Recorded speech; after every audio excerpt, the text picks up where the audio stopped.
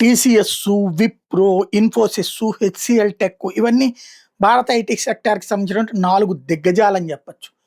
అదే సందర్భంలో ఈ విదేశాలు వీళ్ళందరూ ఇప్పించిన ఉద్యోగావకాశాలే 55 లక్షల మంది సాఫ్ట్వేర్ ఇంజనీర్లు అయ్యారు భారతదేశంలో. అయితే ఇప్పుడు రూట్ మారుతుంది. ఆర్టిఫిషియల్ ఇంటెలిజెన్స్ ఇంపాక్ట్తో వీళ్ళు కూడా ఉద్యోగుల్ని కాపాడలేకపోతున్నారు. ఆ నాలెడ్జ్ ఉన్నటువంటి వాళ్ళని తప్పించి మిగతా వాళ్ళు వద్దంటున్నటువంటి పరిస్థితి వివిధ సంస్థల్లో ఉంటున్నాయి.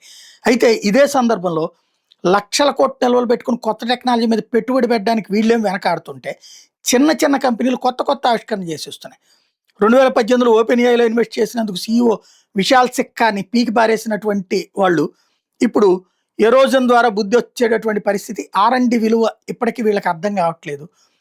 ఇప్పుడు ఎవరైతే ఎలన్ మాస్క్ లాంటి పీకేసినటువంటి వ్యక్తే ఇప్పుడు ఆర్టిఫిషియల్ ఇంటెలిజెన్స్ని పట్టుకొచ్చాడు. ఇప్పుడు AI అనే ప్రపంచం అన్నది ఇక్కడ గుర్తుపెట్టుకోవాల్సిన అంశం.